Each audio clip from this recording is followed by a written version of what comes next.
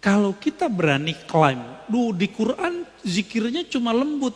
Itu ayat yang mana dulu? Kan surat Al-A'raf ayat 205. Antum gak baca Al-Baqarah ayat 200? Ya kan? Gak baca hadis Nabi, Sahih Bukhari, Sahih Muslim, atau hadis yang tadi, biraf'is saut. Siapa yang paling mengerti isi Quran? Ahlul Quran. Siapa yang menulis tentang adab ilmu Quran? Imam Nawawi. Tibyan. Beliau juga nulis tentang kumpulan zikir, indeks zikir, judulnya Al-Azkar. Al-Azkar An-Nawawiyah. Baca pengantarnya dan itu sudah diterjemahkan kalau belum bisa bahasa Arab. Kalau yang udah bisa bahasa Arab, nikmati yang Arabnya. Apa kata beliau? Dikumpulkan, ini dalil zikir keras, ini dalil zikir lembut, dikumpulkan. Jadi orang-orang yang masih mempermasalahkan zikir keras nggak ada di Quran, itu orang nggak ngupdate ilmu. Jahilnya murokab sudah. Itu ditulis sudah abad ke-7 Hijriyah, tahun 600-an Hijriyah, Imam Nawawi udah nulis. Masa ente belum update juga sih? Gitu kita bilang ngomong ke dia. Apa kata beliau? Zikir jahar, zikir sir, dua-duanya tidak boleh dipertentangkan. Karena dua-duanya sabit fil Quran. Dua-duanya ada di Quran. Terus gimana?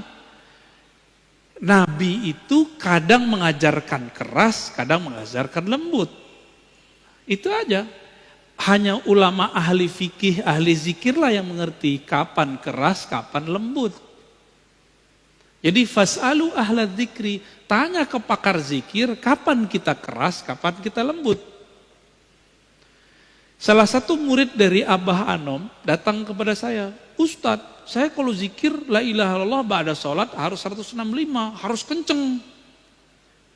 Saya tanya balik, bukannya antum dulu diajarin beliau, pangersa Abah, zikir keras, terus ada zikir lembut. Kalau lagi ngantor, kalau lagi di tempat kerja, kalau lagi safar, gak usah zikir yang keras, pakai zikir yang lembut. Maksud beliau begitu, jangan saklek. Kalau gak sesuai kondisinya zikir keras, ya zikir lembut aja. Sebenarnya zikir keras, zikir lembut itu bukan masalah afdol, tapi kondisi. Di saat kolbu kita sedang bermasalah, maka zikir jahar paling afdal. Di saat zikir kolbu kita sudah tenang, jiwa kita sudah teratur, zikir lembut itu lebih afdal. Maka muncullah satu kalam dalam riwayat Al-Baihaqi, khairu dzikri ma khafi. Sebaik-baik zikir itu yang lembut lirih. Baru nyambung sama surah Al-A'raf, wazkur rabbaka fi nafsik. Sebut nama Allah di dalam dirimu, dalam lembaga jiwamu, dengan kerendahan hati, dengan tidak menjaharkan dengan lisan. Baru masuk. Jadi ayat ini jangan dipertentangkan dengan ayat yang lain. Ya. Ini yang lucu, teman saya praktisi ruqyah membid'ahkan zikir keras. Tapi kalau dia meruqyah, dia bentak-bentak orang pakai takbir. Bentak-bentak orang pakai ayat. Padahal Nabi nggak pernah bentak-bentak orang pakai takbir, nggak pernah. Malah Nabi yang dibentak orang. Siapa yang melindungimu dari pedangku? Jawaban Nabi, Allah. Langsung jatuh dia. Jadi Nabi kalau baca Allah jadi pedang, Pak. Sakti. Kalau kita baca la ilaha illallah, takbir, udah berbuih, udah habis suara, nggak menang-menang juga. Kalah lagi. Berarti kita baru baca di lisan. Tentara Al-Mahdi di akhir zaman itu menaklukkan Rum cukup dengan takbir. Berarti takbir dia takbir yang mana tuh? Bukan takbir yang berisik, tapi takbir yang menggetarkan langit dan bumi. Yang bersumber dari kolbu, terjun, tembus ke dalam kolbu. Jadi nggak ada masalah. Mau zikir keras, mau zikir lembut. Namun kalau tetangga kita terganggu ya kasihan Pak.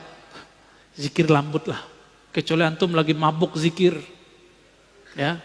Apa kata Nabi? Uzkurullah hatta yakul. Zikirlah kepada Allah hatta yaqulal munafikun, sehingga orang munafik berkata, muraun, di riwayat kedua majnun, sampai orang munafik menuduh kamu gila atau ria. Ya. Makanya dulu ada yang nanya di sini, mohon maaf langsung saya potong karena beliau sudah sepuh. Itu zikir hitung-hitungan, kenapa itu? Langsung saya mohon maaf saya potong langsung, kasihan. Masih ada beliau? Masih ada? Wah, kalau Ma'ani dia nggak mau ikut ngaji lagi. Nggak apa-apa ya. Itu kenapa? Masa seumur begitu masih suuzon sama orang zikir, ntar jadi munafik kata Nabi. Bahaya. Maka semoga semenjak saat itu dia tidak suuzon lagi sama orang yang berzikir. Kira-kira begitu. Wallahu a'lam bishawab.